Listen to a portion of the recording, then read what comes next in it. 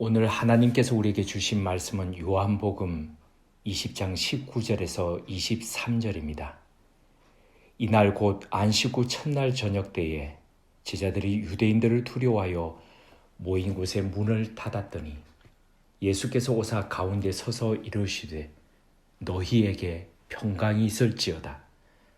이 말씀을 하시고 손과 옆구리를 보이시니 제자들이 주를 보고 기뻐하더라. 예수께서 또 이르시되 너희에게 평강이 있을지어다. 아버지께서 나를 보내신 것 같이 나도 너희를 보내노라. 이 말씀을 하시고 그들을 향하사 숨을 내쉬며 이르시되 성령을 받으라. 너희가 누구의 죄든지 사하면 사하여질 것이요 누구의 죄든지 그대로 두면 그대로 있으리라 하시니라. 아멘. 지난 11월 3일 59번째 미국 대통령 선거가 시작되었습니다. 좀 더 정확하게 말씀드리자면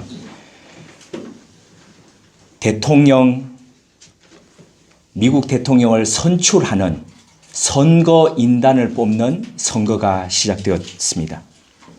같은 대통령제를 선택하고 있는 여타의 나라들과 다르게 미국은 직접 선거와 간접 선거를 혼용하고 있는 그런 형태입니다. 이것은 대한민국의 정치사에 암울했던 시기에 시행되었던 체육관 선거를 연상케 하지만 이것과는 좀 더 다릅니다.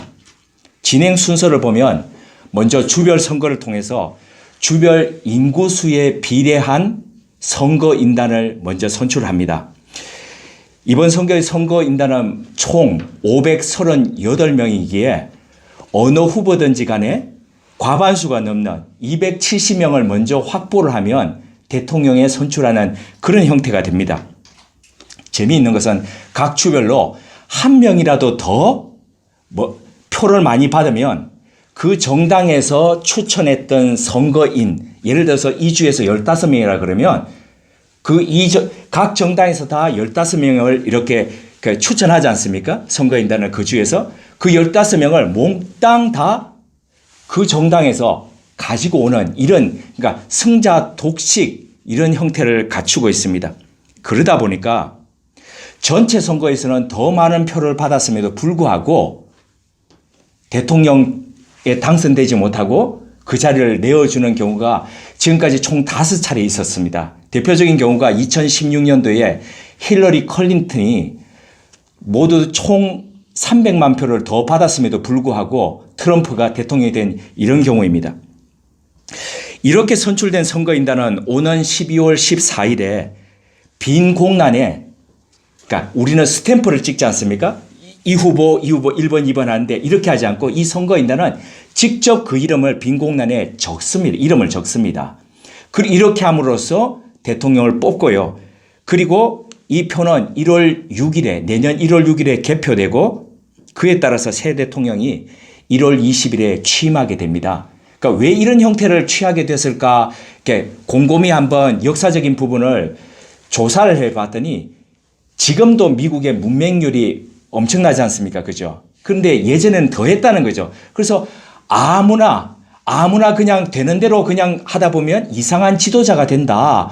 그래서 똑똑한 선거인단을 먼저 뽑고 그 선거인단이 다시 대통령의 이름을 찍는 게 아니라 정확하게 이름을 써가지고 그렇게 뽑는 형태를 하게 된다는 거죠. 그런데 되게 웃긴 게 이 선거인단이 자기가 선거인단이 그 정당 선거인단이 되어서 가면은 누구를 뽑아야 됩니까?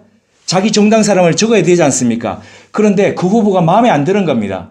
그래서 엉뚱한 사람 이름 쓰고 오는 이런 경우도 지금까지 있어 왔다는 겁니다. 그래서 예를 들어서 지난 선거 때에 트럼프임에도 불구하고 트럼프 안 쓰고 딴 사람 쓰고 힐러리 클린턴은 나 이거 싫어. 그래서 버니 샌더스 가가지고 그렇게 쓴 사람도 있을 정도로 그래서 만약에 이런 경우도 가능하다는 거죠.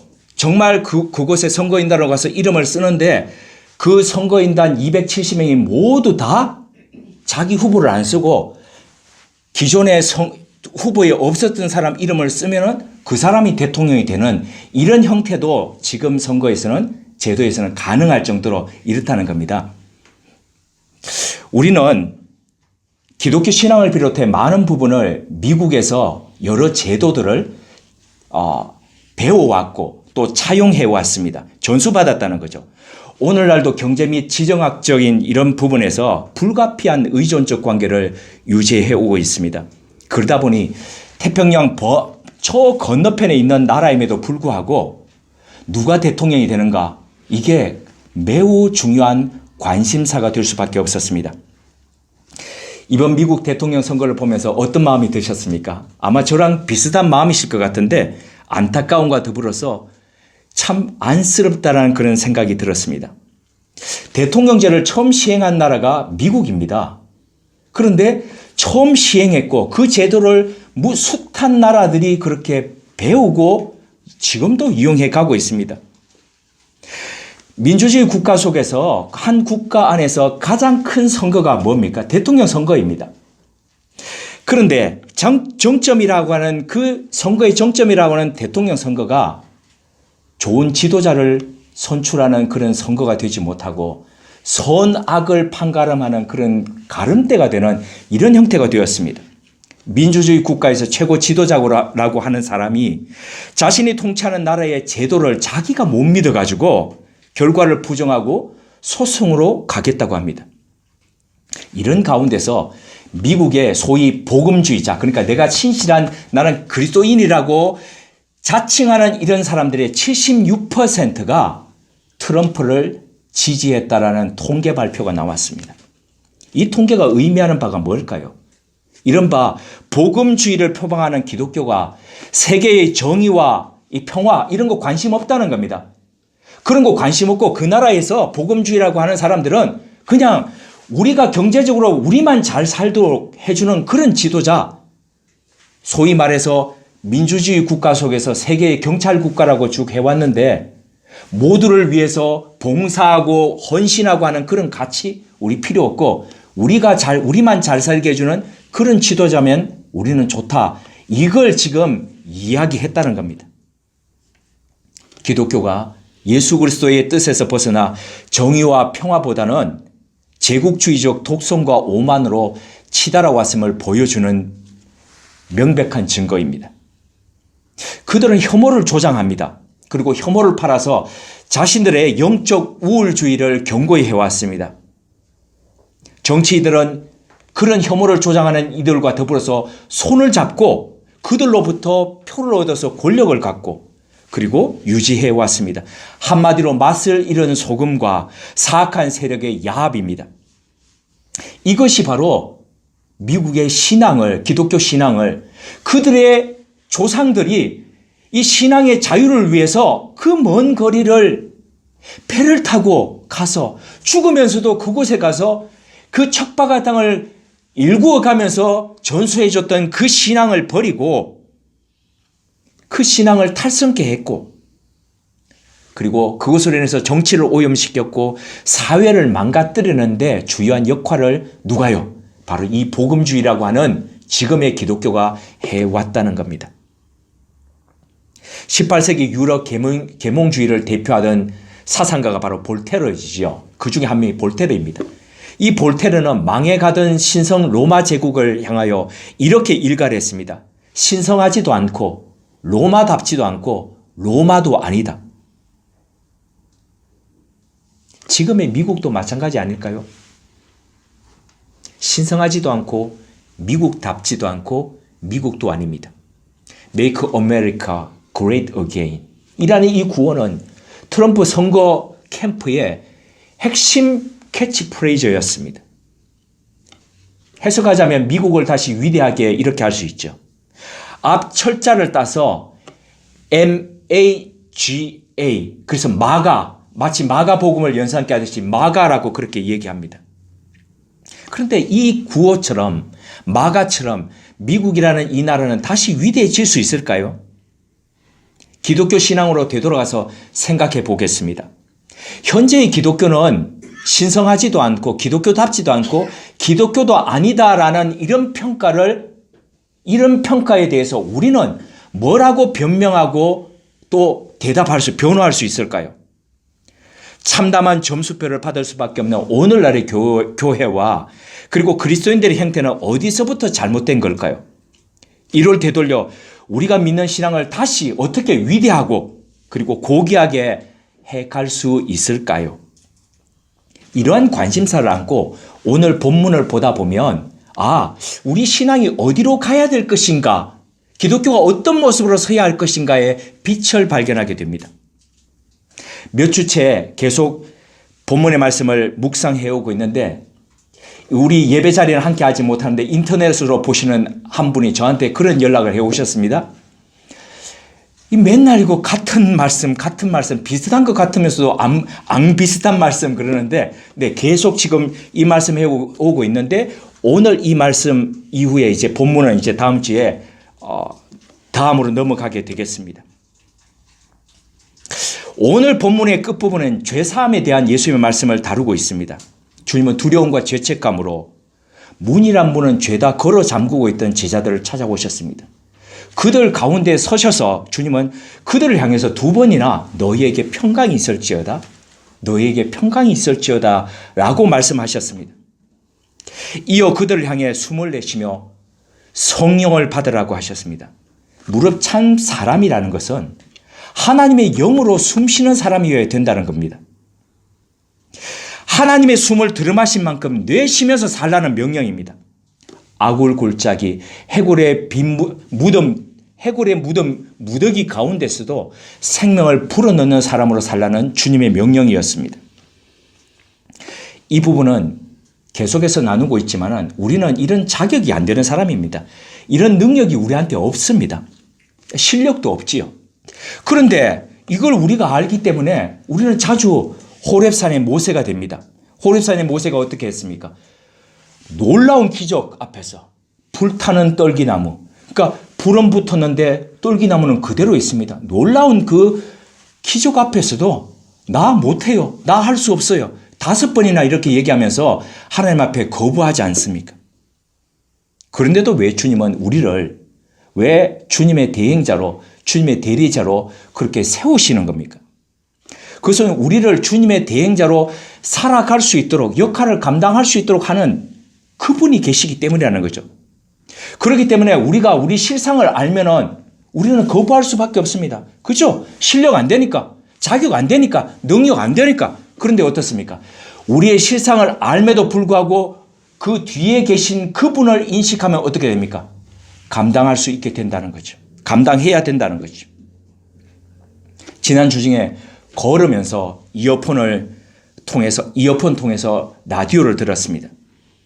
듣는데 탤런트 임채모 씨의 인터뷰가 나왔습니다. 1980년도에 무려 78%라는 경이로운 시청률을 기록하면서 방영되었던 드라마가 있습니다. 사랑과 진실. 이 드라마를 통해서 이제 사람들에게 알려지기 시작했던 배우인데요. 근데 이 드라마는 이런 전설적인 에피소드가 있습니다. 이 드라마가 방영되던 그 시간에는 서울의 하수구에 설거지하는 물이 흐르지 않았다, 뭐 이럴 정도로 있지 않습니까? 굉장하게 이렇게 한 그런 드라마인데 이분이 가수 활동을 이 그 주제곡을 부르면서 시작되었습니다. 이런 노래 아시죠? 갈대 밭에 바람처럼 향기 젖은 풀잎처럼 여자의 생명은 사랑입니다. 뭐 이런 노래 있지 않습니까? 뭐 제가 부르는 거 음은 똑같다 그러실지 모르겠지만 이런 노래가 있었습니다. 굉장히 인기가 많았던 노래인데요. 이걸 직접 이제 주제가도 부르기도 했습니다. 그러다 보니까 온 전국에 이 사람이 막 인기가 너무너무 많았다는 거죠. 이런 가운데서 이 사람이 경기도 저기 양주 가는 쪽에 어린 아이들을 위한 놀이동산을 운영하게 됩니다. 수많은 적자가 있었고 그랬지만은 자기가 적자가 있을 때마다 매번마다 자기가 가서 이렇게 밤무대를 띄고 했던 그런 돈으로 메우면서 지금까지 왔는데 진행자가 이런 임채모 씨에게 이런 성공적인 삶을 살아온 비결에 대해서 물었습니다. 이때에 임채모 씨가 자신의 해병대 복무 경험을 이야기하면서 이렇게 대답했습니다. 저는 해병대 생활 중 부대장이 저한테 명령을 할 때에 단 한 번도 주저하거나 못한다고 해본 적이 없습니다. 저보다도 훨씬 더 경험이 많고 전문가였던 그분들이 보기에 임채무는 할 수 있겠다라고 판단했기 때문에 저한테 맡긴 거였기 때문에 저는 그 사실을 알고 믿었기에 언제든지 저한테 주어지는 임무는 최선을 다해서 해냈고 만들어냈습니다.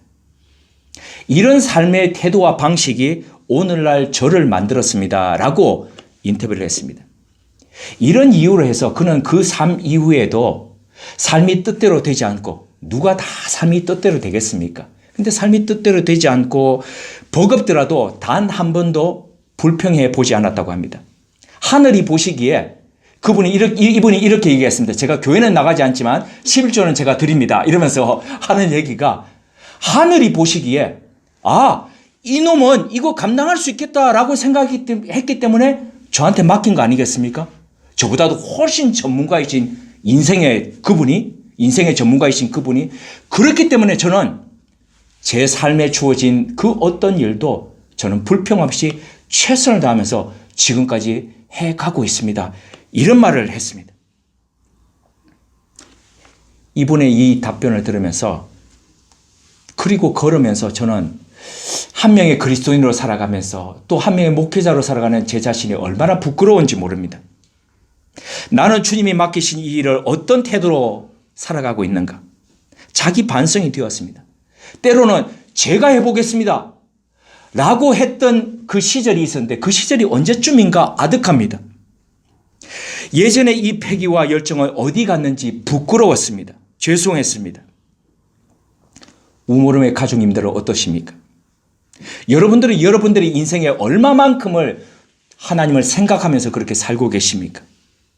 어느 부분에서 성령 하나님과 협업해 가고 계십니까?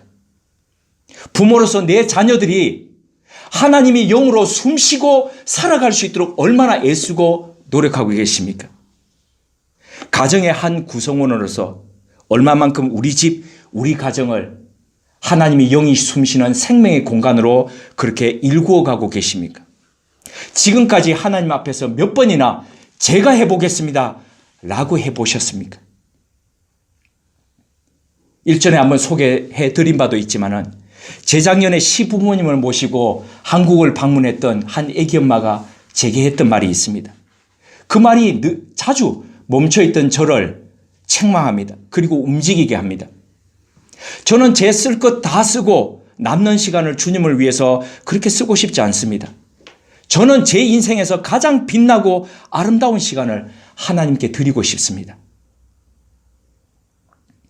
성령을 받으라는 주님의 이 명령은 받고 안 받고의 옵션의 문제가 아닙니다. 선택사항이 아니라는 겁니다. 그리스도인이라면 반드시 받아야 할 필수사항입니다. 그 이유는 지난 시간에도 말씀드렸듯이 우리로 주님의 대행자로 살게 하기 위해 그렇게 우리가 살기 위해서는 반드시 성령님의 역사가 동반되어야 되기 때문입니다. 성령 받으라는 말씀에 이어서 주님은 죄사함에 대해서 말씀하셨습니다. 23절을 같이 한번 봉독하시겠습니다. 요한복음 20장 23절입니다. 함께요.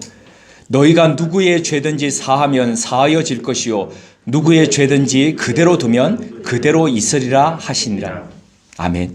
이 구절은 오랫도록 해석에 있어서 가톨릭과 좁혀지지 않는 이견을 보여왔습니다. 그것은 너희라는 이 대상을 누구로 봐야 할 것인가의 이 적용과 해석의 차이였습니다. 가톨릭은 이 너희를 수제자 베드로로 한정했습니다.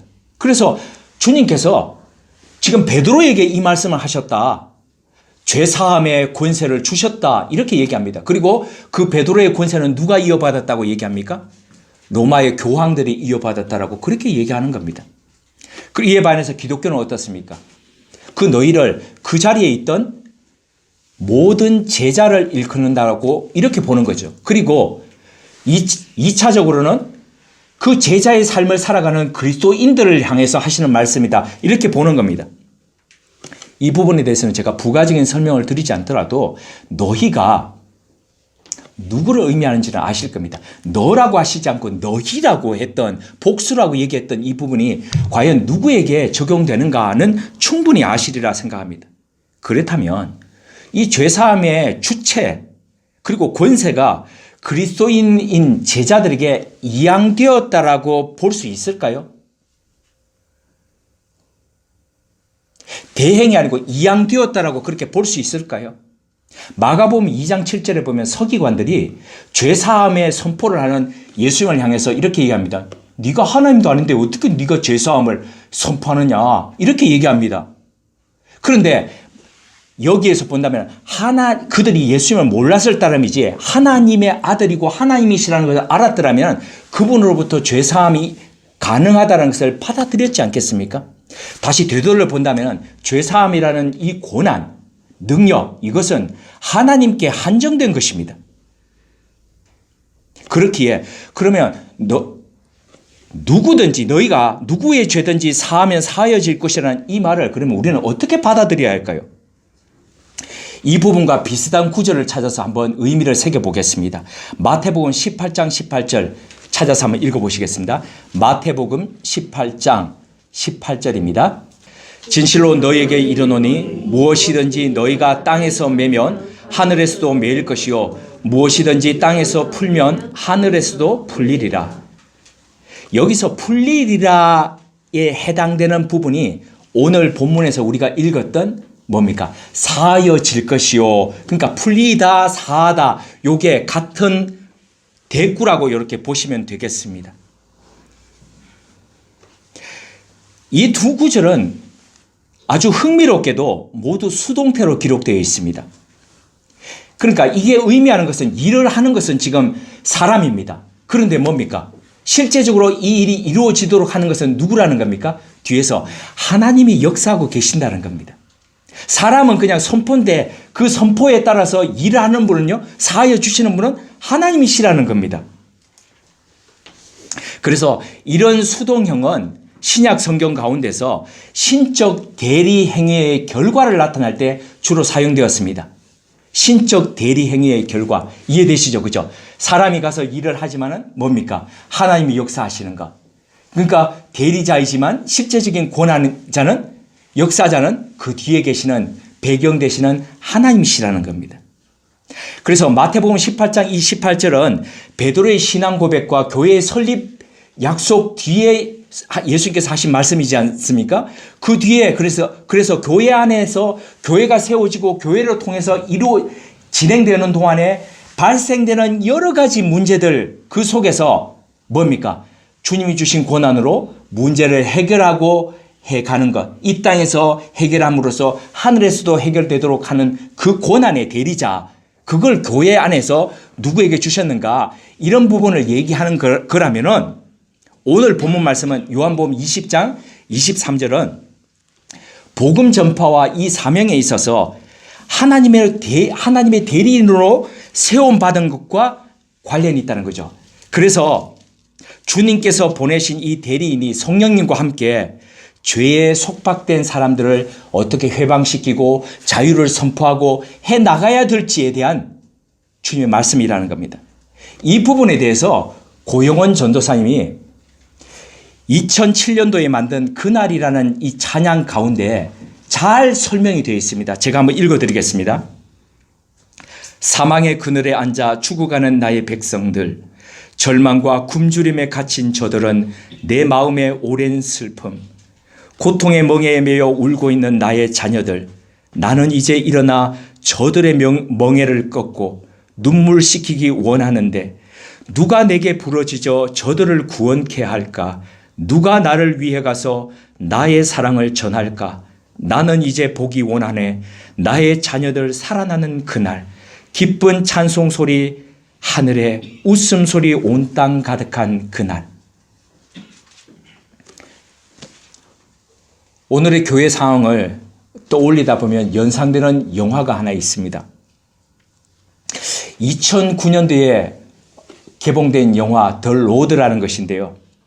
당시 저는 마음을 내어서 그 영화를 보기가 어려웠습니다. 그 이유는 영화 이전에 한 분이 제게 추천해 주셔서 제가 아마존에 신청을 해서 그 책을, 원본 책을, 코맥 메카시의 그 원본 책을 먼저 사서 읽어보았기 때문입니다. 영화를 본 사람들의 리뷰에서도 동일하게 이런 얘기를 하고 있습니다. 높은 평점을 주면서도 차마 두 번 볼 엄두가 나지 않는다. 왜 그러냐면 영화 같은 상황 가운데서 어떻게 절망하지 않고 희망을 품고 그렇게 살아갈 수 있을까, 그런 자신감이 안 들기 때문입니다. 영화는 온통 회색빛입니다. 꼭 마치 컬러 영화인데도 흑백 영화를 보는 것 같습니다. 아버지와 아들이 노숙자처럼, 미국의 노숙자들은 어떻습니까? 뭘 끌고 갑니까? 꼭 쇼핑센터에서 그 카트 어떻게 훔쳐와가지고 그 카트에 주섬주섬 담아가지고 이렇게 끌고 다니지 않습니까? 아버지와 아들이 그 쇼핑카트를 끌고 정처없이 남쪽을 향해서 갑니다. 이른바 헐리우드식 영화이건 요즘 잘 나가는 그 한국식 재난 영화이건 간에 꼭 등장하는 인물이 있습니다. 누구입니까? 캐릭터. 영웅입니다. 영웅. 영웅이 등장합니다. 영웅이 등장해서 그 어려운 난제들을 다 해결해 갑니다. 그런데 이 영화에는 처음부터 끝까지 영웅이 등장하지 않습니다. 부인의 유언에 따라 길을 건넌 아주 평범한 아버지와 아들만이 존재할 따름입니다. 그러니까 보는 내내 얼마나 마음이 참 눌림이 되겠습니까? 해결 안 되니까요. 아무것도 남지 않은 세상에서 살아간다는 것은 단순히 배고프고 목말라서 괴로워하는 것 그 이상이라는 것을 보게 됩니다. 그 고통을 완화하기 위해 아버지는 아들, 이 소년에게 과거의 가치들을 자주 가르칩니다. 그러니까 이미 세상은 바뀌고 모든 게 다 달라졌는데 이 아이는 세상이 바뀌고 난 뒤 지금 태어난 아이입니다. 그런데도 아버지는 과거 세상의 가치를 자꾸 가르치려 합니다. 이런 얘기합니다. 우리는 착한 사람이다. 우리는 불을 운반하는 사람들이다. 책이나 영화에서 지금까지 불이라는 것은 어떤 것을 의미했습니까? 문명입니다. 문명. 그러니까 우리는 새로운 문명을 옮겨가는 사람이다. 그러니까 좋은 사람이라는 거죠. 다시 문명을 우리가 세울 수 있다. 동력이 된다. 이런 이제 희망인데, 근데 저는 그들이 운반하는 불이라는 이 메타포 속에서 오늘날 교회와 그리스도인들의 역할을 생각해 보게 되었습니다. 원작 책의 마지막에서도 그것을 엿볼 수 있습니다. 아버지가 먼저 죽습니다. 소년이 홀로 남게 되죠. 그 죽은 아버지 옆에서 지금까지 유일한 희망이고 힘이 되었던 그 아버지가 돌아가시자 그 힘든 회색빛, 잿빛 세상 속에 홀로 남은 아들이 떠나지 못하고 울고 있습니다. 그 울고 있던 아이를 누군가가 와서 그 가족들이 데리고 갑니다. 그리고 그 아이에게 이렇게 말하는 것으로 책이 마칩니다. 하나님이 그분의 숨결을 너에게, 우리에게 주셨고 우리는 그 숨결을 다른 사람에게 전해줘야 한단다. 교회는 가혹한 세계에서 사람들이 살아갈 수 있도록 돕는 곳이어야 합니다. 새로운 세상의 도래를 위해 불을 옮기고 생명의 숨을 전하는 그 그리스도인들의 모임이 뭡니까? 교회여야 합니다. 우리가 믿는 신앙과 우리가 속한 기독교는 결코 분열과 차별을 그렇게 조장하는 종교가 아닙니다.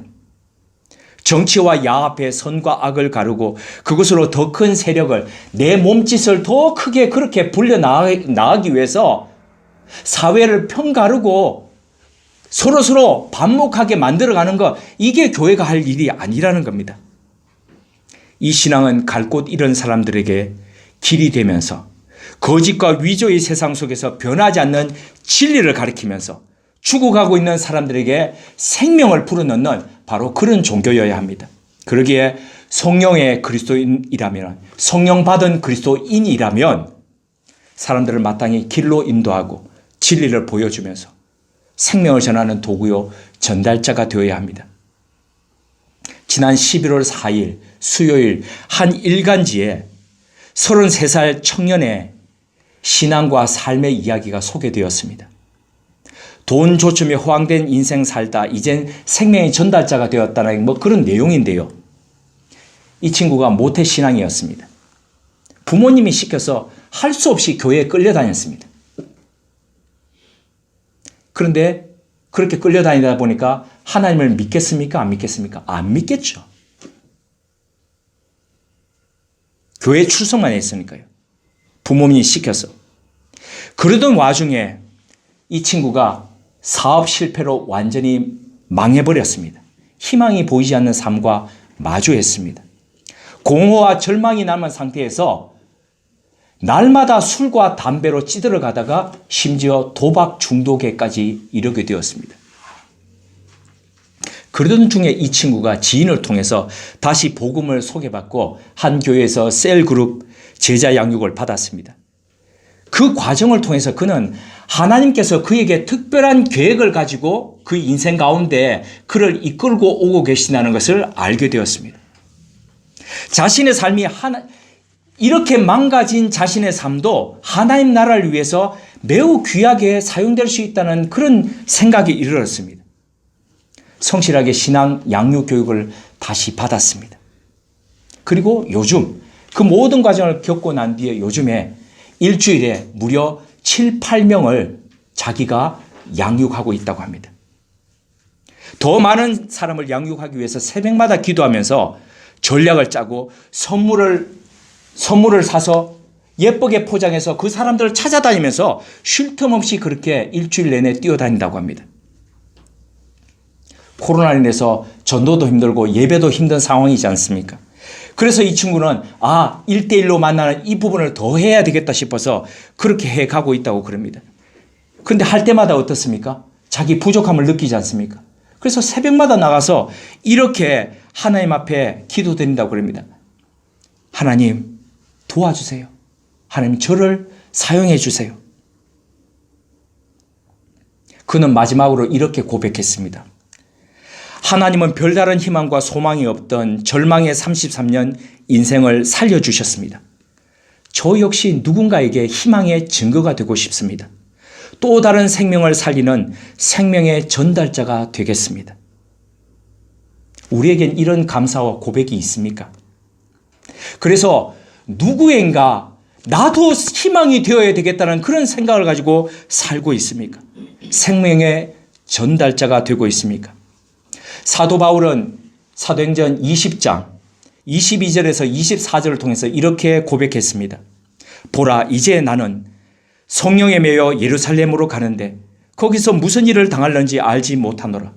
오직 성령이 각 성에서 내게 증언하여 결박과 환난이 나를 기다린다 하시나 내가 달려갈 길과 주 예수께 받은 사명 곧 하나님의 은혜의 복음을 증언하는 일을 마치려 하면은 나의 생명조차 조금도 귀한 것으로 여기지 아니하노라. 사도는 생명의 복음을 전하기 위해 결박이나 환난도 회피하지 않았습니다. 심지어 자신의 생명조차도 조금도 귀한 것으로 여기지 않았다라고 그렇게 이야기합니다. 그 결과 그 생명의 불이 이 땅 조선을 거쳐서 21세기 오늘 여기 앉아있는 우리들에게 전해져 왔습니다. 그런데 이 생명의 불이, 이 생명의 복음이 우리 앞에서 우리에게 와서 여기서 마침내 소멸된다면 하나님 앞에 섰을 때에 우리는 뭐라고 변명할 수 있겠습니까? 죄사함의 복음으로 얼마나 많은 사람을 너는 살렸느냐고 물으신다면 우리는 몇 명이라고 대답할 수 있겠습니까? 함께 기도하시겠습니다. 너는 내 이름으로 얼마나 많은 사람을 살렸느냐라고 주님 물으신다면 뭐라고 대답할 수 있을까요? 너는 생명의 전달자였느냐? 너는 나의 대리인이었느냐? 그게 아니라면 내 정체는 무엇이었느냐고 주님이 물으신다면 뭐라고 대답할 수 있을까요? 하나님, 언젠가 주님 앞에 섰을 때 물으실 질문들을 생각하다 보면 오늘 우리 인생을 어떻게 살아야 할지를 생각지 않을 수 없습니다. 다시 되돌려서는 살 수 없는 삶이지만 지금부터라도 다르게 살기를 원합니다. 불의 전달자, 생명의 전달자가 되어 가는 곳마다 만나는 사람마다 생명의 숨을 전달하는 주님의 사람으로 살기 원합니다. 그리하여 하나님의 자녀들이 살아남으로 하나님의 웃음소리가 울려나게 하시고 이 땅에서 우리가 믿는 이 신앙은 다시 신성해지고 기독교다운 기독교가 되게 하옵소서. 주께서 이르시되 내가 누구를 보내며 누가 우리를 위하여 갈구 하시니 그때에 내가 이르되 내가 여기 있나이다 나를 보내소서. 예수님의 이름으로 기도드립니다. 아멘.